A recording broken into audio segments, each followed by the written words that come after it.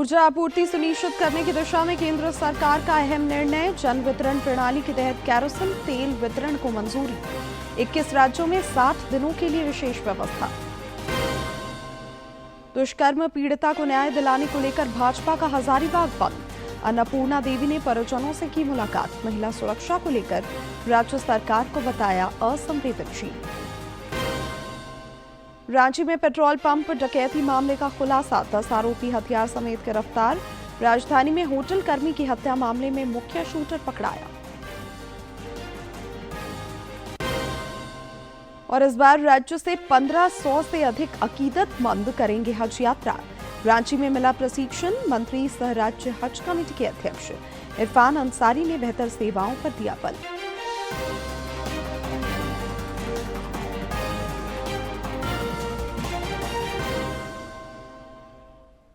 नमस्कार, खबरें झारखंड में आपका स्वागत है। मैं हूं शिवानी कुमारी और अब समाचार विस्तार से।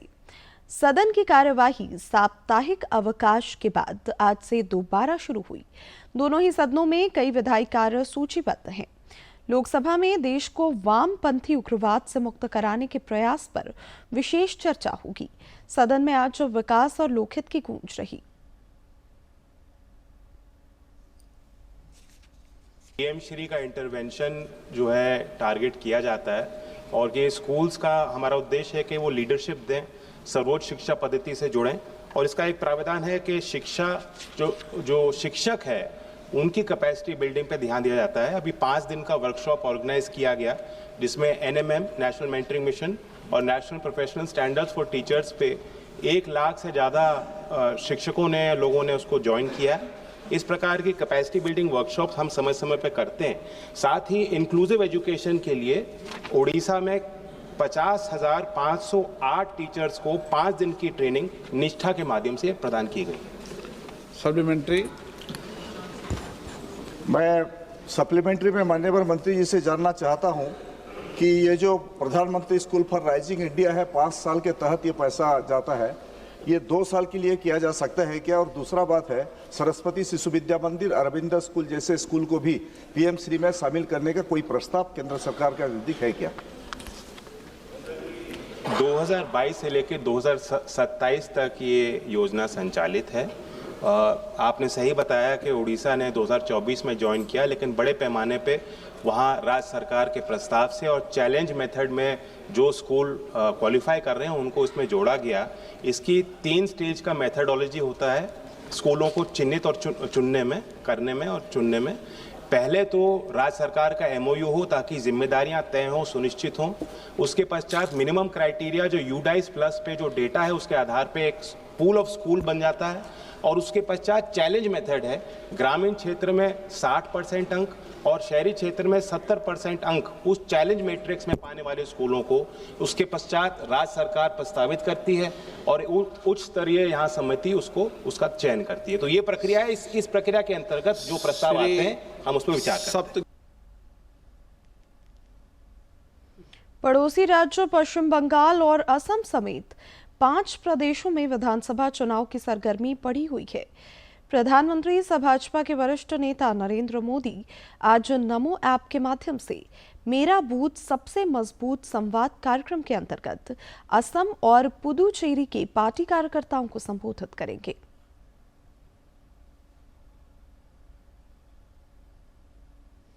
प्रधानमंत्री नरेंद्र मोदी अब चुनावी राज्यों में बीजेपी और एनडीए के लिए प्रचार की कमान संभाल चुके हैं। आज पीएम मेरा बूथ सबसे मजबूत कार्यक्रम के तहत असम और पुडुचेरी के एनडीए कार्यकर्ताओं से संवाद करेंगे।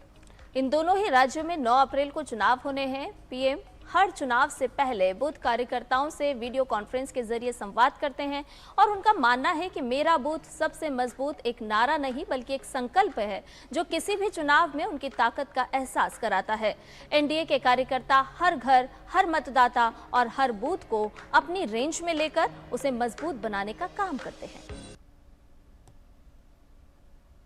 असम चुनाव में इस बार झामुमो भी अपनी उपस्थिति दर्ज करा रहा है। मुख्यमंत्री हेमंत सोरेन पार्टी प्रत्याशियों के पक्ष में चुनाव प्रचार में पसीना बहा रहे हैं।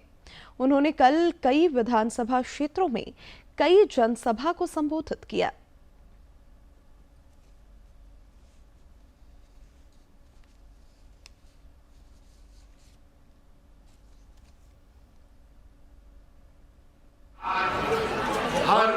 इतिहास गवाह है, बिना संघर्ष कभी भी गरीब को अधिकार नहीं मिला।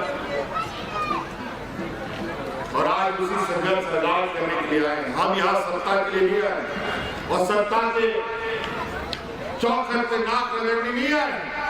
यहाँ आपकी आवाज, आपके अधिकार की लड़ाई लड़ने के लिए हम लोग आए।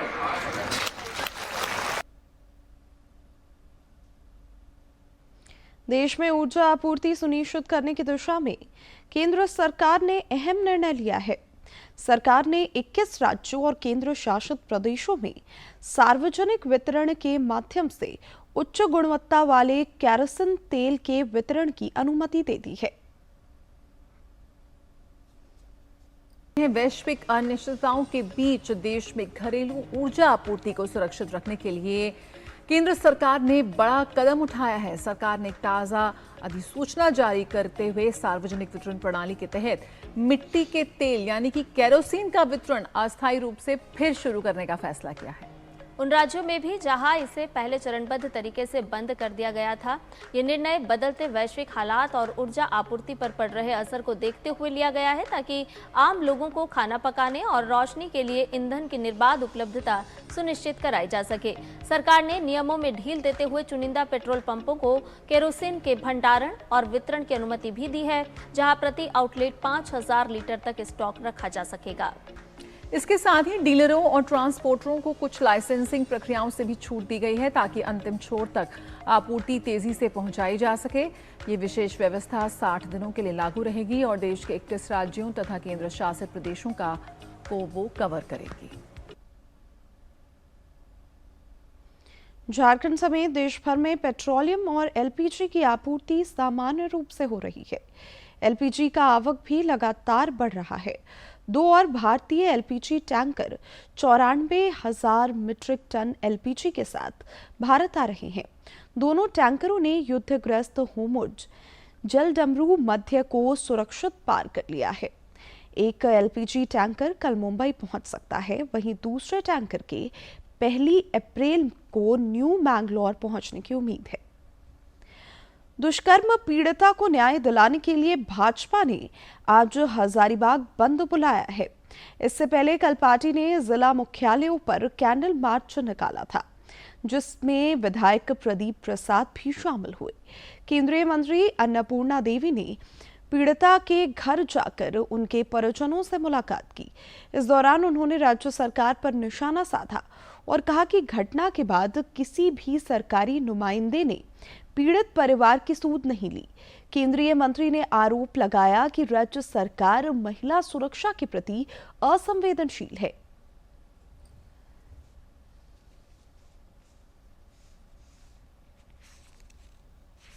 सातवां दिन है, आप जब इतने दिन में नहीं कर रहे हैं तो बहुत तरह के जो साक्ष्य हैं वो भी तो मिट जाएंगे। तो सरकार पता नहीं सरकार किस नींद में इतना सोई है कि इन इतने छोटे इतने मासूम बच्चे के साथ इस तरह की घटना हुई और उसके बाद सरकार सजग नहीं है। फिर ये बोलती है महिला सम्मान की बात करती है। तो निश्चित रूप से ऐसा लग रहा है कि सरकार को किसी की कोई परवाह नहीं। राज्य के अंदर कानून व्यवस्था बिल्कुल ठप हो गया, अपराधी बेलगाम घूम रहे हैं और यही वजह है चूंकि जिस तरह से अधिकारी सिर्फ और सिर्फ उनका कुछ और लक्ष्य है, यानी कि तहसीलना यही एक बड़ा लक्ष्य है।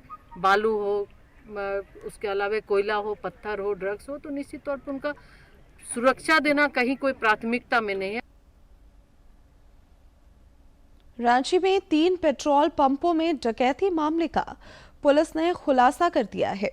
इस मामले में 10 आरोपी गिरफ्तार किए गए हैं, जिनके पास से हथियार और कई वाहन बरामद किए गए हैं। पूछताछ में इन अपराधियों ने बताया कि नशे के लिए वे ऐसी घटनाओं को अंजाम दिया करते थे। गिरोह में शामिल अन्य आरोपियों की गिरफ्तारी के लिए पुलिस प्रयासरत है।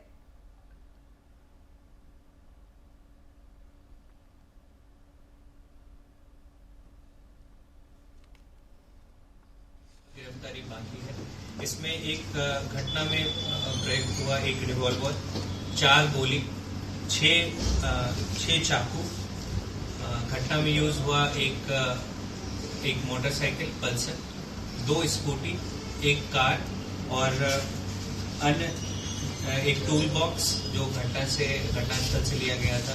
लूटा हुआ मोबाइल, तो ये सभी चीज़ें बरामद हुई। इधर राजधानी के ही एयरपोर्ट थाना क्षेत्र में होटल कर्मी की हत्या मामले में पुलिस ने मुख्य शूटर को गिरफ्तार कर लिया है। पुलिस ने इस मामले में पहले भी 4 अपराधियों को गिरफ्तार किया था। पुलिस के हत्थे चढ़ा शूटर धनबाद का निवासी है, जो एक संगठित आपराधिक गिरोह के लिए काम करता था।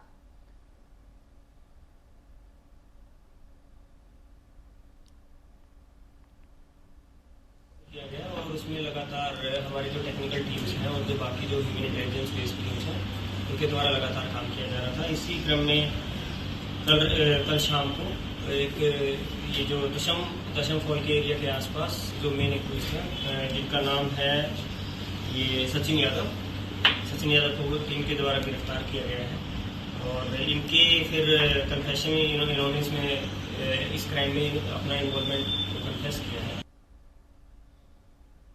जमशेदपुर से एक बेहद दर्दनाक सड़क हादसे की खबर सामने आई है, जहां जन्मदिन की खुशियां अचानक मातम में बदल गई।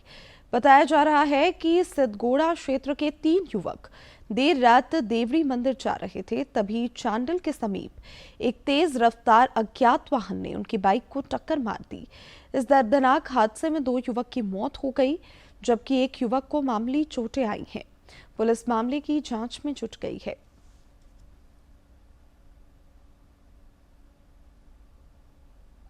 अच्छा, फिर चांदील चौक पे हादसा हुआ। कौन सा गाड़ी मारा था? बड़ा गाड़ी। रांची के मोराबादी मैदान में 26 मार्च से शुरू हुए India international mega trade fair में लगातार आगंतुक पहुंच रहे हैं। झारखंड चेंबर ऑफ कॉमर्स और फिक्की के सहयोग से आयोजित इस मेले में देश विदेश की नामी कंपनियां हिस्सा ले रही हैं। यहां हस्तशिल्प से लेकर हाईटेक इलेक्ट्रॉनिक्स तक सब कुछ एक ही परिसर में उपलब्ध है।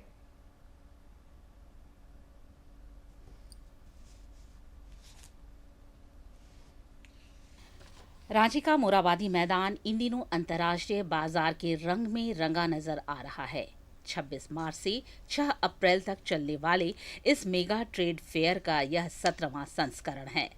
Jharkhand chamber of commerce and industry और फिक्की के संयुक्त प्रयास से आयोजित इस मेले में 12 देशों और भारत के 15 राज्यों की कंपनियां शिरकत कर रही हैं। यहाँ पर करीबन 12 देशों का स्टॉल्स है एंड 15 स्टेट का स्टॉल्स आपको मिलेगा, जहाँ पर मान लीजिए Afghanistan, Iran, Bangladesh, Thailand, Dubai, Malaysia, इन लोगों का पार्टिसिपेशन है। दोपहर 1 बजे से रात 9 बजे तक चलने वाले इस मेले में हर वर्ग के लिए कुछ न कुछ खास है। विदेशी पवेलियन में बांग्लादेश की साड़ी और दुबई के बकलावा की खुशबू लोगों को अपनी ओर खींच रही है।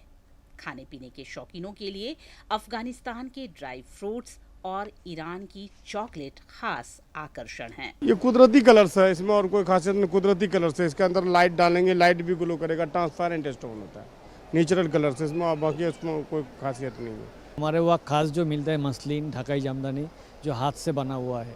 पहले जो हिस्ट्री में आता था आपका एक साड़ी पूरा फिंगरिंग के अंदर से जाता था, एक साड़ी एक माचिस बॉक्स में आता था, वो तो अभी नहीं बनता है, लेकिन अभी जो बनता है वो हमारे पास है। पूरा साड़ी जो है रिंग से अंदर के चला जाएगा, ऐसा साड़ी, हैंडमेड वाला साड़ी। अफगानिस्तान का केसर है, शिलाजीत है और हैनी है, बाकी चॉकलेट दुबई का है, ईरान का है और डेट्स भी है ईरान का। हम यहाँ पे लाया है अफगानिस्तान ड्राई फ्रूट्स, जिसे यहाँ पे सारे नेचुरली मिलता है, जैसे अखरोट होता है, पिकानस, मकाडेमियन, अंजीर, सारे चीज़ 20+ आइटम्स यहाँ पे अफगानिस्तान का ड्राई फ्रूट्स आया है और कुछ भी केमिकल नहीं है, सबसे टॉप क्वालिटी में मिलेगा। टी मिक्स मिलता है sir, cornflour, Honey, dry fruit, देसी घी से बनता है, दुबई की फेमस मिठाई है ये। वहीं भारत के विभिन्न कोनों से आए पारंपरिक उत्पाद जैसे बनारसी साड़ियां और कश्मीरी हस्तशिल्प भी खूब सुर्खियां बटोर रहे हैं। इस बार MSME विभाग और ISLPS के माध्यम से स्थानीय शिल्पकारों को भी एक बड़ा मंच मिला है, जिससे झारखंड के उत्पादों को वैश्विक पहचान मिल रही है। ये जो पेंटिंग है, इसके अंदर जो कलर है नेचुरल और वेजिटेबल है, और रामायण महाभारत और जो परंपरा जो गोदना होता था, टैटू जो देह में लगाते थे, जो मीनिंग होता था, जितने भी पेंटिंग है सारे में मीनिंग है सर। ये फ्री हैंड बनता है और कभी कभी आउटलाइनिंग के लिए कभी कभी पेंसिल कोई यूज कर लेते नए नए जो कलाकार लोग हैं, लेकिन जो हम लोग पुराने लोग हैं तो उसको हम लोग ये चाहते हैं कि ये सब ना हो, फ्री हैंड हम लोग करते हैं। मेले की व्यवस्था को सुव्यवस्थित रखने के लिए फर्नीचर, टेक्सटाइल, हस्तशिल्प, ऑटोमोबाइल जैसे अलग अलग सेक्टर के लिए विशेष एसी पवेलियन बनाए गए हैं। ग्राहकों का कहना है कि एक ही जगह पर इतनी वैरायटी मिलना इसे बाहर के बाजार से अलग करता है। यहाँ पर है क्या कि हमारे जो छोटे छोटे जितने भी हैं कंपनियाँ जो इस काम में लगे हुए एक एक प्रोडक्ट में, वो सारे एक ही छत के नीचे हमें डिफरेंट ब्रांडेड के और एक उचित दाम में हमें उपलब्ध हो जाते हैं और कम पैसे लगा करके हम अपने यूजफुल चीज़ों को यहाँ पर यूटिलाइज कर सकते हैं। ये चीज़ यहाँ देखने को मिला। डेफिनेटली आइए और लेके जाइए, पछताएंगे नहीं और पे करेंगे, क्या कहते हैं, मन खुश हो जाएगा। जो भी चीज़ें आप ले रहे हैं यहाँ से मन खुश हो जाएगा, वो आपको मार्केट में नहीं मिलेगा। हर कुछ दिन पे लगना चाहिए बाज़ार इस तरह का, ताकि नई चीज़ जानने को मिले और नया नया प्रोडक्ट देखने को मिले। India international mega trade fair न केवल व्यापार का जरिया है, बल्कि यह रांची की बढ़ती आर्थिक ताकत और वैश्विक जुड़ाव का भी प्रतीक है। 6 अप्रैल तक चलने वाला यह मेला निश्चित रूप से राजधानी की रौनक में 4 चांद लगा रहा है। रांची से कैमरा पर्सन विकास के साथ सूरज की रिपोर्ट। 1 अप्रैल से नया आयकर कानून लागू होने जा रहा है। इसके अलावा कई अन्य नियमों में भी बदलाव होंगे।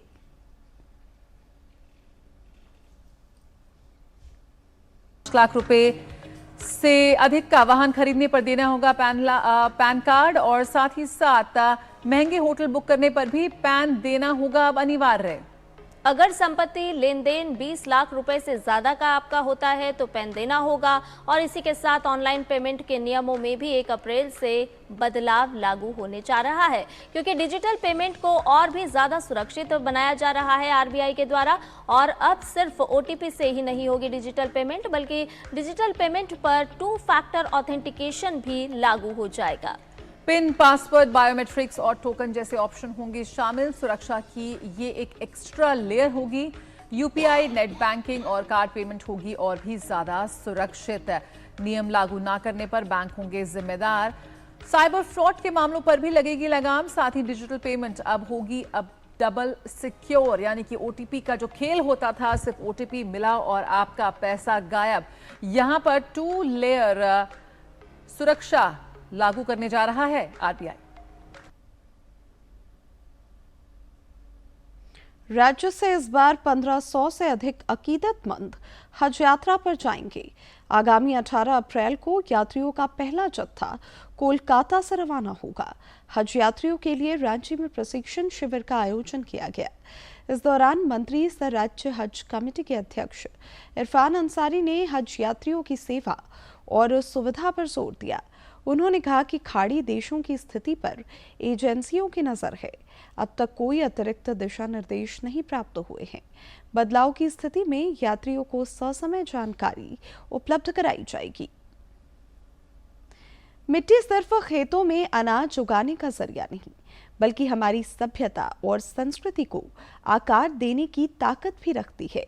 और इसी मिट्टी को अपनी कला से पहचान देने वाले साहिबगंज के टेराकोटा कलाकार श्याम विश्वकर्मा आज कई लोगों के लिए प्रेरणा बन चुके हैं। साहिबगंज जिले के सबसे सुप्रसिद्ध और राष्ट्रीय स्तर के टेराकोटा कलाकार श्याम विश्वकर्मा, जिनके द्वारा बनाई गई टेराकोटा की मूर्तियां लोगों का ध्यान अपनी ओर आकर्षित करती हैं। झारखंड संग्रहालय से लेकर साहिबगंज जिले के परिसदनों और विभिन्न सरकारी गैर सरकारी संस्थानों में इनके द्वारा बनाई गई मूर्तियां इनके हुनर की मिसाल पेश कर रही हैं।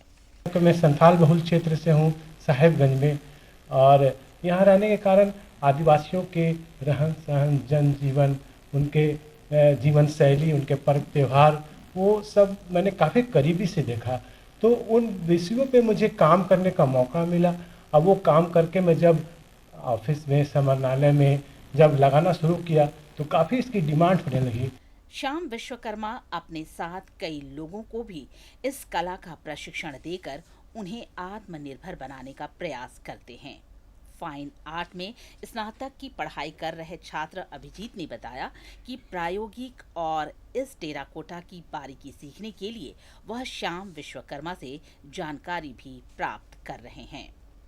जैसा कि मैंने मार्केट में देखा है, टेराकोटा की डिमांड बहुत ज़्यादा है, चाहे गवर्नमेंट में हो या नॉन गवर्नमेंट में हो, लोग इनको बहुत पसंद कर रहे हैं, इनकी कलाकृति को। तो मैंने देखा इस पर लाइफ आगे बढ़ाया जा सकता है, तो मैंने इसको और अच्छे से अध्ययन करना स्टार्ट किया इनके साथ ही रहकर। आज श्याम विश्वकर्मा के परिवार में पत्नी और 2 बच्चे हैं। घर की आमदनी का एकमात्र साधन उनके पति का कला ही है। इससे उनके बेटे और बेटी दोनों ने शहर के प्रतिष्ठित स्कूल में शिक्षा प्राप्त किया और यूपीएससी की तैयारी कर रहे हैं। इस कला से जुड़े कई लोगों का घर परिवार भी चल रहा है। इनके आमदनी का जो सोर्स है उसी के द्वारा दोनों बच्चों का शिक्षा दीक्षा कर रहे हैं, अच्छे स्कूल में पढ़ा रहे हैं। So I feel very proud that these ancient art and these ancient art pieces are being kept alive. You can see the paintings over here. You will see the paintings itself, the dance, the art form, the tribal culture, which can make you feel Indian culture, especially. In my studies, whole income it came from this course only. Means my father artwork. It has much potential. अत्यंत गरीबी से असफल जीवन जी रहे श्याम को भारत सरकार से भी शुरुआती दौर में मदद मिली। उनकी मेहनत यह बताती है कि सफलता का कोई शॉर्टकट नहीं होता है। साहिबगंज से आनंद कुमार ओझा की रिपोर्ट। गोड्डा के ऐतिहासिक गांधी मैदान में चतुर्थ राजकीय गणतंत्र मेला महोत्सव का भव्य आगाज हुआ। इस महोत्सव का उद्घाटन ग्रामीण विकास मंत्री दीपिका पांडे सिंह ने किया। आज जो मेले का दूसरा और आखिरी दिन है, इस मेले में देश भर से कलाकार हिस्सा ले रहे हैं। मंच पर संगीत, कविता और नृत्य की शानदार प्रस्तुतियां दी जा रही हैं।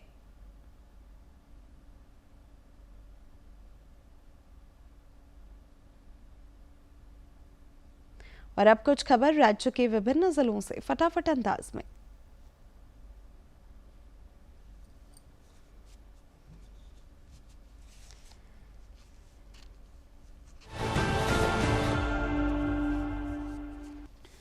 पलामू जिले के रामगढ़ प्रखंड के बाजार परिसर में प्रधानमंत्री वन धन विकास केंद्र एवं चारा निर्माण इकाई का शुभारंभ किया गया। उपायुक्त, उप विकास आयुक्त, अनुमंडल पदाधिकारी समेत कई अधिकारी कार्यक्रम में शामिल हुए। मौके पर उपायुक्त ने कहा कि रामगढ़ जैसे आदिम जनजाति बहुल क्षेत्रों में आज 2 महत्वपूर्ण योजनाओं का शुभारंभ किया गया, जिससे यहाँ की दीदियों को प्रत्यक्ष एवं अप्रत्यक्ष रूप से रोजगार के अवसर प्राप्त होंगे। रांची में रांची नगर निगम ने सभी विज्ञापन एजेंसियों और आम लोगों से कहा है कि यदि उनकी छत या जमीन पर किसी प्रकार का होर्डिंग लगा है तो उसकी स्ट्रेंथ रिपोर्ट स्ट्रक्चर इंजीनियर से सत्यापित कराकर नगर निगम में जमा करें। 1 सप्ताह के अंदर स्ट्रेंथ रिपोर्ट नहीं जमा कराने पर सभी होर्डिंग को काटकर हटाने की कार्रवाई नगर निगम शुरू करेगा। बीजेपी अपने स्थापना दिवस को भव्य बनाने की तैयारी में जुट गई है। 6 अप्रैल को राज्य भर में कार्यक्रम आयोजित करने के लिए पार्टी ने बृहत कार्य योजना बनाई है। पार्टी के प्रदेश अध्यक्ष आदित्य साहू ने मीडिया सह प्रभारी योगेंद्र प्रताप सिंह को स्थापना दिवस कार्यक्रम की प्रदेश टोली का प्रदेश संयोजक नियुक्त किया है। इस दौरान सभी कार्यकर्ताओं को सेल्फी लेकर सोशल मीडिया पर व्यापक प्रचार प्रसार करने का भी निर्देश मिला है। वैशाली रेल प्रेक्षागृह हाजीपुर में आयोजित समारोह में महाप्रबंधक श्री छत्रसाल सिंह ने वर्ष 2025 में उत्कृष्ट कार्य करने वाले अधिकारियों एवं कर्मचारियों को विशिष्ट रेल सेवा पुरस्कार से पुरस्कृत किया। धनबाद मंडल ने 70वें विशिष्ट रेल सेवा पुरस्कार 2025 में उत्कृष्ट प्रदर्शन करते हुए विभिन्न श्रेणियों में उल्लेखनीय उपलब्धियां प्राप्त की हैं। मंडल द्वारा विभिन्न विभागों में बेहतर कार्य निष्पादन, सुरक्षा, समय पालन, स्वच्छता एवं संसाधनों के प्रभावी उपयोग के लिए कई शील्ड हासिल की गई। धनबाद में सांख्यिकी विभाग ने कृषि सांख्यिकी से संबंधित प्रशिक्षण सत्र का आयोजन किया। प्रशिक्षण में जिला सांख्यिकी पदाधिकारी उमेश लोहरा ने कृषि सांख्यिकी के महत्व पर प्रकाश डाला। सहायक सांख्यिकी पदाधिकारी देवेंद्र कुमार सिंह ने फसल का क्षेत्रीय सर्वेक्षण, प्रेक्षक मूल्य, फसल कटनी प्रयोग सहित अन्य विषयों पर प्रशिक्षण दिया। कोडरमा जिले में 3 अलग सड़क हादसों में एक युवक की मौत हो गई, जबकि 18 लोग घायल हो गए। कोडरमा घाटी स्थित 9वां माइल के समीप देर रात सड़क हादसा में 2 कार में सवार 12 लोग बुरी तरह से घायल हो गए। कार चालक ने बताया कि वे अपने परिवार संग बिहार से रांची जा रहे थे। 2 कार में सवार लगभग 10 लोग बुरी तरह से घायल हो गए। पीसीआर के पुलिस ने सभी घायलों को सदर अस्पताल कोडरमा पहुंचाया। गढ़वा के श्री वंशीधर नगर थाना क्षेत्र के नरखोरिया कला गांव में पुलिस ने हुए फायरिंग का खुलासा किया। पुलिस ने घटना के 1 घंटे के भीतर वारदात में शामिल अपराधी संदीप कुमार सिंह को गिरफ्तार कर लिया है। उसके पास से घटना में प्रयुक्त देसी कट्टा के साथ कई सामान बरामद किए गए। एसडीपीओ सत्येंद्र नारायण सिंह ने बताया कि यह मामला प्रेम प्रसंग से जुड़ा हुआ है।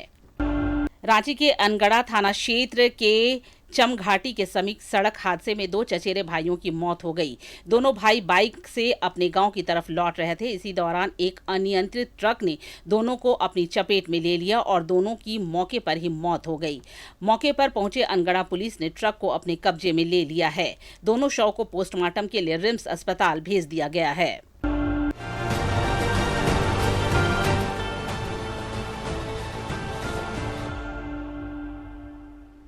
पहले खेलो इंडिया ट्राइबल्स गेम्स में झारखंड के खिलाड़ियों का शानदार प्रदर्शन जारी है। कुश्ती में कल राज्य के खिलाड़ियों ने 2 स्वर्ण और 1 कांस्य पदक अपने नाम किया। साथ ही महिला फुटबॉल और महिला हॉकी टीम सेमीफाइनल में पहुंच गई है। प्रतियोगिता में झारखंड की झोली में कुल 6 पदक आए हैं, जिनमें 2 स्वर्ण, 1 रजत और 3 कांस्य पदक शामिल हैं। पदक तालिका में कर्नाटक शीर्ष पर है। छत्तीसगढ़ में चल रही खेलो इंडिया ट्राइबल गेम्स में देश भर के खिलाड़ियों के बीच शानदार मुकाबला देखने को मिल रहा है। 5वें दिन तक इन खेलों में कर्नाटक के खिलाड़ियों का दबदबा देखने को मिला। कर्नाटक के खिलाड़ी 15 स्वर्ण के साथ पहले स्थान पर हैं। वहीं उड़ीसा 9 स्वर्ण पदक के साथ दूसरे, जबकि अरुणाचल प्रदेश के खिलाड़ी अब तक 5 स्वर्ण पदक जीतकर तीसरे पायदान पर मौजूद हैं। आईपीएल में आज शाम 7:30 बजे से राजस्थान और चेन्नई के बीच लीग चरण का मुकाबला होगा। कल खेले गए एक मैच में मुंबई ने कोलकाता को 6 विकेट से पराजित किया।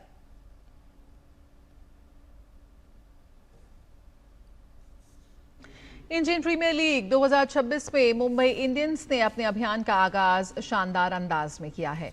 अपने पहले मैच में मुंबई इंडियंस ने कोलकाता नाइट राइडर्स को 6 विकेट से हरा दिया। वानखेड़े स्टेडियम में खेले गए मुकाबले में टॉस हारकर पहले बल्लेबाजी करने उतरी केकेआर ने 20 ओवर में 4 विकेट पर 220 रन बनाए। जवाब में मुंबई ने रोहित शर्मा और रियान रिकल्टन की शतकीय साझेदारियों की सहायता से 19.1 ओवर में 4 विकेट पर 224 रन बना दिए और मुकाबला अपने नाम किया। मुंबई के लिए रोहित शर्मा ने 78 रन की शानदार पारी खेली, जबकि रियान रिकल्टन 81 रन उन्होंने बनाए। और आईपीएल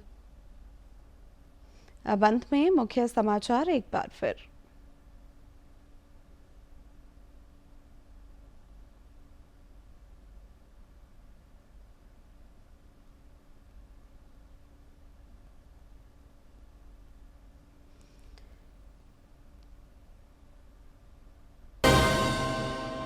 ऊर्जा आपूर्ति सुनिश्चित करने की दिशा में केंद्र सरकार का अहम निर्णय।